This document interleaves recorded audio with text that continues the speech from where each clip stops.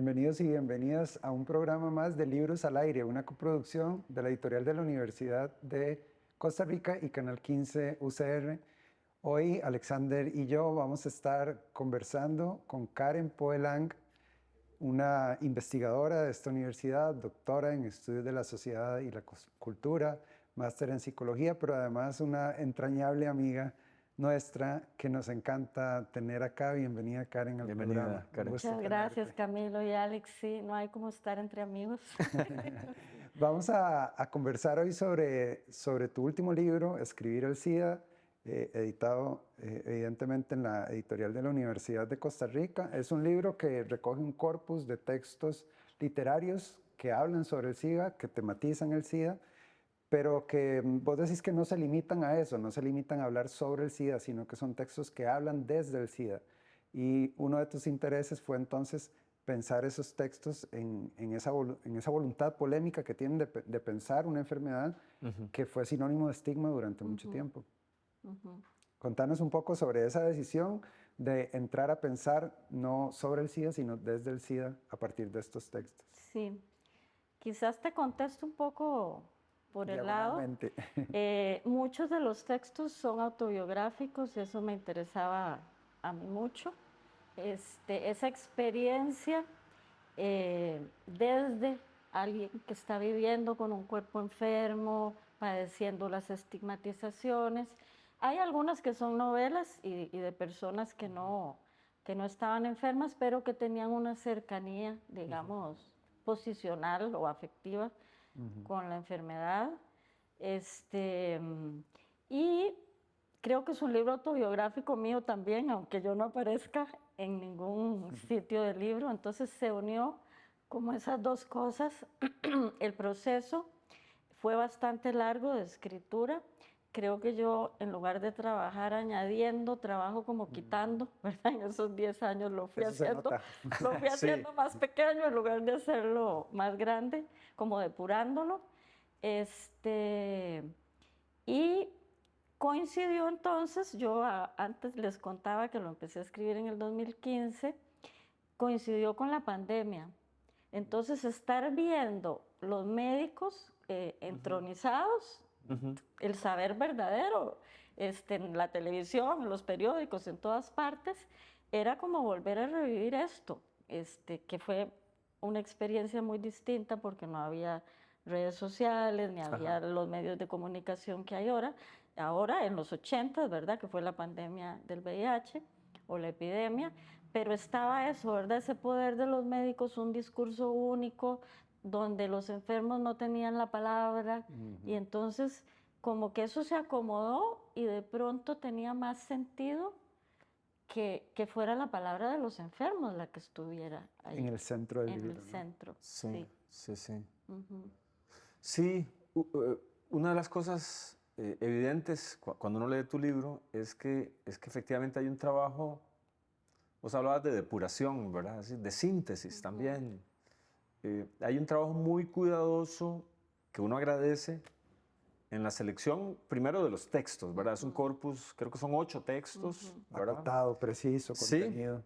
además, digamos, casi que son parejas de textos que cada una de esas parejas abordan asuntos distintos.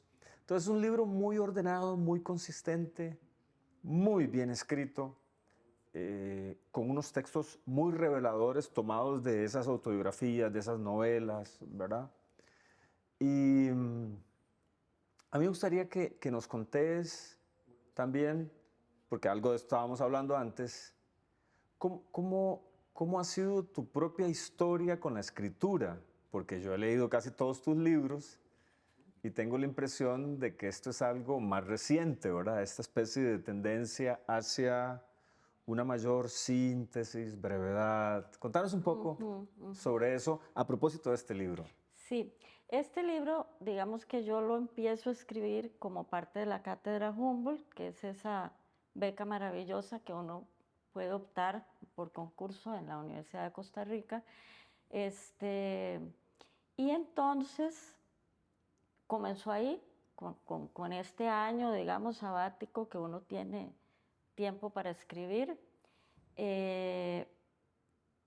coincidió, yo antes les decía que era un poco autobiográfico, coincidió con la enfermedad de mi mamá. Entonces yo decía, pucha, pero ¿cómo voy a estar yo con estas novelas que alegres no son, ¿verdad? Salvo la del Lemebel, metida en ese corpus que tiene una relación enorme con la muerte. Y entonces yo sentía que por un lado era muy duro, pero por otro lado también yo iba como haciendo parte del duelo mientras escribía. Está eso, por un lado. Y por otro, al ser un libro que tiene que ver con la cátedra... Perdón, en sí, algún sentido el duelo también es un abandono de todo lo que sobra, ¿verdad? sí, El duelo también es una decisión de quedarse con poco, por decirlo sí, así, sí, sí. ¿verdad? Y de aceptar las pérdidas, sí. Eh, digamos, en psicoanálisis hay como dos vertientes de pensar el duelo como reparación o pensar el duelo como pérdida. Hay algo de esto en el libro. Sí. Y yo me inclino más por eso, una pérdida que le ayuda a uno a pasar a otro lugar, ¿verdad? Entonces yo pienso que este libro tiene algo de pasaje. Creo que por eso yo no lograba entregarlo también, sí, ¿Te costó? porque sí, tenía algo de pasaje, sí, sí. Y lo otro es que al ser su inicio en la cátedra Humboldt, que te obliga a ser transdisciplinario o interdisciplinario, no sé qué palabra usar, yo no es un libro profundamente teórico, sino que yo me fui como despojando. Quería que fuera para más lectores, ¿verdad? Una cosa que no fuera para 8 gatos en la universidad que iban a entender. Eso no quiere decir que por ahí no haya una citilla de psicoanálisis de Lacan o de Luch, Sí, pero pero está muy muy, bien sí, administrado eso. sí. Perdóname, es que como director de la editorial yo sí quisiera no dejar pasar esto que acabas de decir, ¿verdad? Yo quiero contarles que la editorial de la Universidad de Costa Rica, la comisión editorial de la Universidad de Costa Rica tiene un propósito con sus libros, de modo que no sean libros dirigidos únicamente a comunidades de expertas y de expertos, muy reducidas o muy exquisitas o muy selectas, sino que realmente queremos que los libros puedan hablarle a muchísima gente, de muchísimas condiciones, de distintas edades, ¿verdad? Entonces, yo creo que tu libro logra eso. Y ya casi vamos a seguir hablando de cómo es que el libro logra eso. Vamos a ir a una breve pausa y seguiremos conversando con Karen Poelán sobre su libro Escribir el SIDA.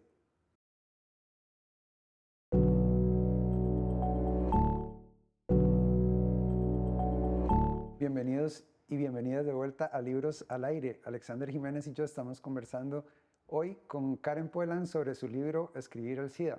Y antes de la pausa, Karen, estábamos hablando sobre el protocolo de escritura que sigue el libro y sobre esta especie de depuramiento que yo coincido con Alexander en que es raro, es difícil de encontrar y que también tiene que pasar el tiempo para que esto ocurra, ¿no? Este efecto de depuración del texto supone no solo una jerarquización de la información, sino también una decisión sobre qué es lo verdaderamente importante de decir. Hay algo del orden del decir, de la selección de lo que se va a decir. Contanos un poco sobre cómo ha sido este proceso en tu caso. Sí, yo quería referirme antes al tema de las citas, Camilo. Yo he ido, en general, no solo con este libro, tratando de ser menos académica en lo posible. Pero también hay algo, y es que yo soy muy bartesiana con las citas. Y él decía que la cita era un lugar amoroso. Entonces yo a veces pongo citas porque a mí me encantan, Porque te fascina la para cita. compartirlas Qué con bonito. los lectores. Uno quiere que el otro vea eso, goce. Claro, yo me encontraba unas joyitas de citas y yo ¿Cómo no la voy decía, a poner? pucha, ¿cómo no la voy a poner? Entonces muchas de las citas académicas que están ahí tienen, digamos, esto entrañable, que no están puestas solo por su valor teórico, que evidentemente lo tienen, sino porque significan mucho para mí. Me parece que pasa lo mismo Como con muchos adornos en la casa, que no son muy bonitos, pero tienen Pero estas sí un son gran bonitas. sentido. estas sí Son citas muy hermosas, No, y ciertamente. te iba a decir que lo mismo pasa con las citas literarias, que son de una gran belleza. Muchas de ellas, a pesar de lo Sí, terribles sí. que son, ¿no, Sí. Karen? Sí. Y qué dicha que decís esto de la belleza, porque en el origen de este libro está la belleza. Yo me encontré con un autor francés que ahí está, no es del corpus porque él es francés, no me cabía dentro de la delimitación, que es Hervé Guibert. yo me Ideas, encontré ¿cómo no? con las novelas de él y a mí me dejaron, pero trastornada. Leerlo a él fue como un mundo. Entonces yo dije, voy a ir a ver qué pasa en Latinoamérica, qué escritores hay. Y me encontré con algo muy curioso y es que había libros en aquel momento, en el 2015, sobre el VIH que fueran globales. Solo había dos y los dos estaban escritos por mujeres. Y yo dije, ¿qué es esto tan interesante, verdad? Uno en Estados Unidos de una chilena y otro en Córdoba de una argentina.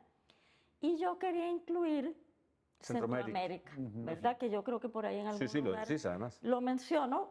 Y además una perspectiva un poco más psicoanalítica, porque esas dos autoras no trabajaban ni la muerte ni el duelo desde este aspecto. Entonces, digamos, está eso ahí como las novelas que yo encontré en aquel momento, ahora hay más y muy buenas, en aquel momento no.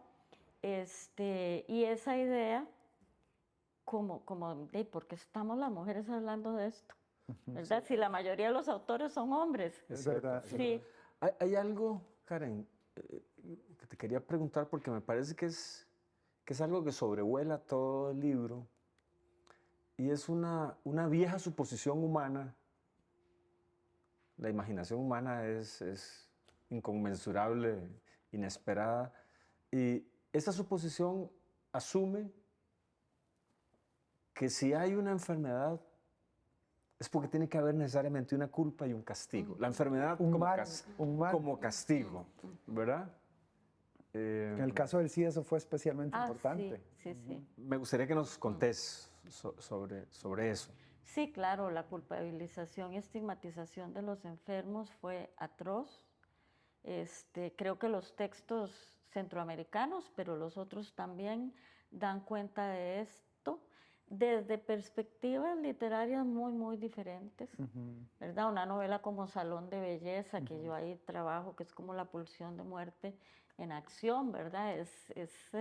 Sí. Tremenda Sí. esa novela. Luego Lemebel, que es un canto a la vida, Sí. ¿verdad? Aunque esté hablando de cómo se van muriendo las travestis en las calles de Santiago. Se atravesaba por el humor y la El ironía. humor, juego él reinventa el castellano, creo yo, no sé qué es lo que hace con las palabras, pero es maravilloso, hace poesía.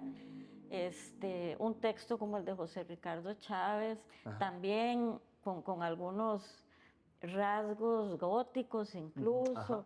Es decir, son textos que son muy duros, pero al mismo tiempo que no abandonan la belleza, ¿verdad? Un trabajo enorme desde el punto de vista estético, de la propuesta estética de estos libros. Que yo creo que eso es interesante también de tu libro. Tu pregunta, o una de tus preguntas base del texto es ¿qué enseñan estos textos, aunque no tengan una vocación pedagogizante ni nada por el estilo, pero qué enseñan o qué nos dicen sobre la enfermedad que no podemos registrar desde los discursos médicos Sí. o saludistas, ¿verdad? Sí, ¿Hay sí, algo de eso? Sí. Y eso, como les dije antes, se vio reforzado con la pandemia, ¿verdad? Le ocurrió lo mismo, básicamente. Sí. Incluso la criminalización que se hizo de los jóvenes. Yo recuerdo, yo como un adolescente que se me escapaba por las ventanas. Sí, era una cosa muy controladora. Y en este caso, bueno, como era una enfermedad supuestamente transmitida por vía sexual, el asunto fue mucho peor, no atendían a los pacientes. La novela de José Ricardo en esto es importante porque detecta cómo se manejó eso en Costa Rica, cómo actuó el Ministerio de Seguridad y el Ministerio de Salud. Es decir, son novelas que van más allá de contar la experiencia individual, digamos, y dan una idea de esa estigmatización que fue verdaderamente Claro. horrorosa. Algo interesante es que vos incluís también esa dimensión, digamos, de la gente heterosexual que también sufre la enfermedad y que también sufre persecución, ¿verdad? Estigmatización. Eso a mí me parece impresionante también. Sí, y por el largo proceso que tuvo, pues pude incluir 2 textos de mujeres. Las crónicas de la vida cotidiana de una escritora argentina que son maravillosas. En realidad las novelas argentinas o los textos argentinos son los más fuertes, creo yo, en cuanto a la toma de una postura política clara. Y los que hacen de la sexualidad un poco el centro. Los otros va quizás un poco más velado. En este caso sí, y la reivindicación desde ellos mismos es una de un hombre y otra de una, y las crónicas de Marta Dillon, donde el tema es la represión de la sexualidad, cómo volver, digamos, después de las triterapias, de que hay algo que les permite vivir relativamente sin el virus o sin carga viral, cómo hacer para no seguir con ese rechazo terrible, ¿verdad? Que la gente los considera una bomba de contaminación. Claro. Vamos a seguir continuando, vamos a continuar, perdón, esta conversación con Karen Poelán sobre su libro Escribir el SIDA. Vamos a ir a una breve pausa.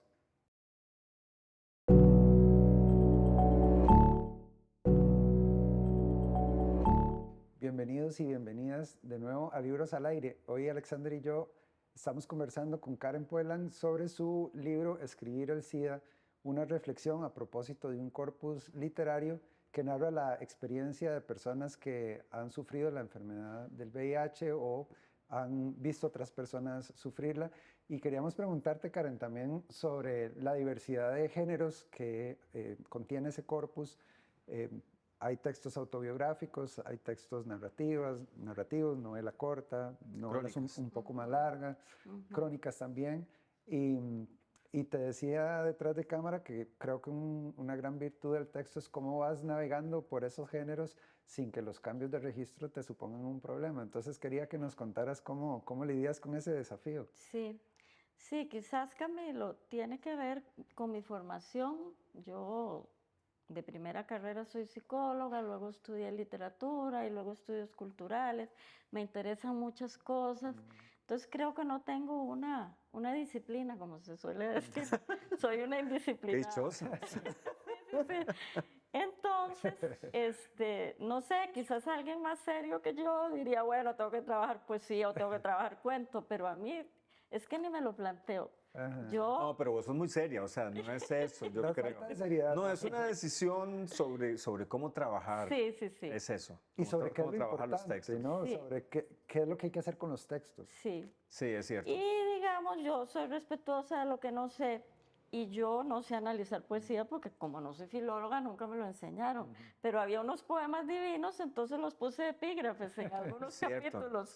Pero no me iba a meter a analizar el verso y todo eso que yo no sé. Ahí está su presencia, aunque no formen parte del corpus, están ahí, son importantes, como un par tengo.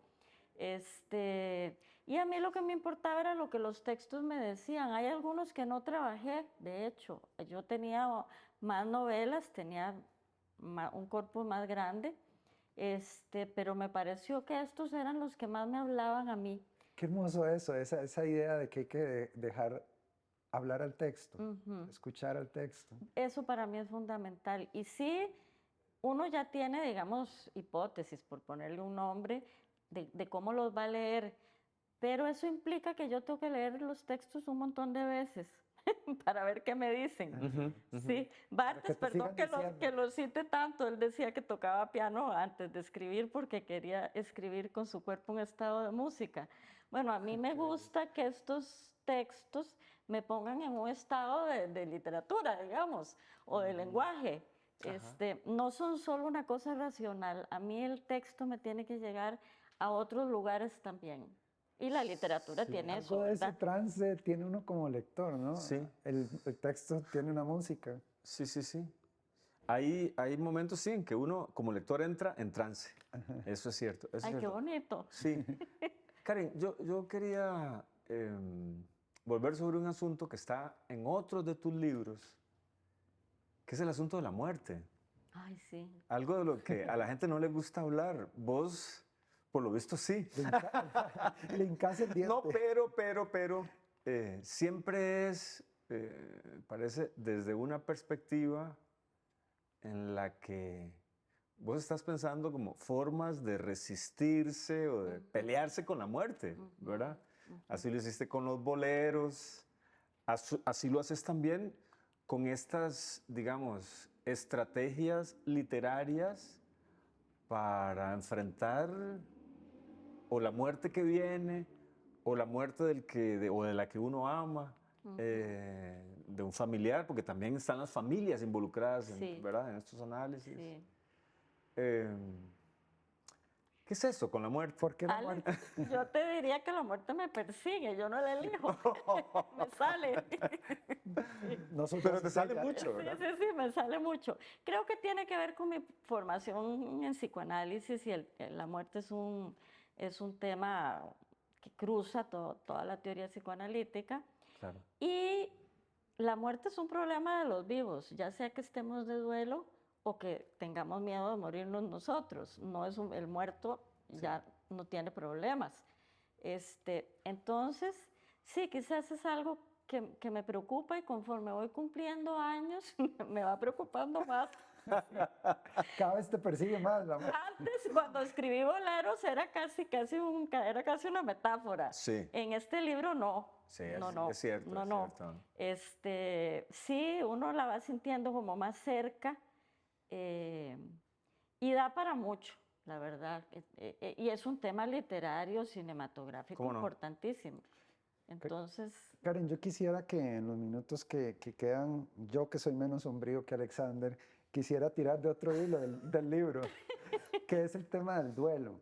Ya te referiste brevemente a tu postura, ¿verdad? A la forma de asumir el duelo, no como un trabajo, ¿verdad? O no como una superación de la muerte, sino como un trabajo con la muerte. Háblanos un poco sobre lo que estos textos enseñan acerca del duelo. Ya mencionabas a Lemebel y su visión hasta cierto punto gozosa, digamos, de la muerte, y lo que el duelo hace en estos textos, o sea, ¿por qué te interesó ese eje de lo que estos textos dicen?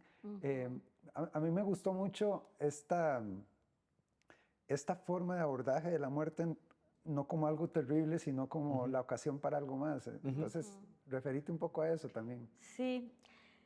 Esto, Camilo, yo no lo sabía ni cuando planteé el proyecto ni cuando empecé a escribir el libro. Además, el hecho de que mi mamá se enfermara y que muriera dentro del lapso, ¿verdad? Yo no lo podía prever, que iba a estar yo misma de duelo. Y sí, yo pienso que la literatura, como lo piensa el psicoanálisis también, le puede dar a uno la posibilidad de pasar a otro lugar. Y yo pienso que este libro para mí fue la posibilidad de pasar a otro lugar, no digo, no necesariamente gozoso, pero sí, Alush habla de una subjetivación de la pérdida, ¿verdad? Pero hay que pasar por la pérdida. La pérdida no es algo que uno se brinca y creo que tampoco uno la repara, que es una posición muy válida también en un montón de psicoanalistas, incluso Butler trabaja el duelo a partir de la reparación. Yo estoy más del otro lado, yo creo que hay que pasar por ahí y creo que los libros nos acompañan en esto. Los libros yo creo que son el espacio de intimidad que nos ha quedado para reflexionar y para imponerles nosotros nuestro tiempo, ¿verdad? Las redes sociales nos imponen el tiempo. Yo no estoy en redes sociales, dicho sea de paso, pero el mundo va tan rápido que yo creo que la literatura es como un espacio de resistencia que ha quedado para poder reflexionar, pensar, volver a leer. Es otro tiempo en el que nos Es metemos. verdad, es verdad. Sí. Bueno, ya sabe la gente que te puede buscar en redes sociales.